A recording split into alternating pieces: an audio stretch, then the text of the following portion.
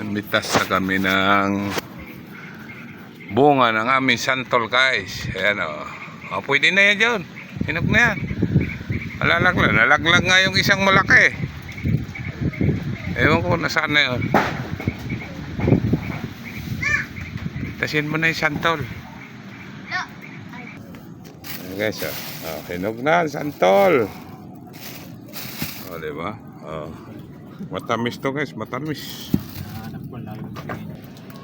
Oh, marami pa dyan pa isa-isa yun pa. Mga hinog na yan. Malalaglag lang yan pag pinitas eh. Yan, yung isa. Yan, hawak mo. Ayos na yan, huwag yan. Birthday pa yan.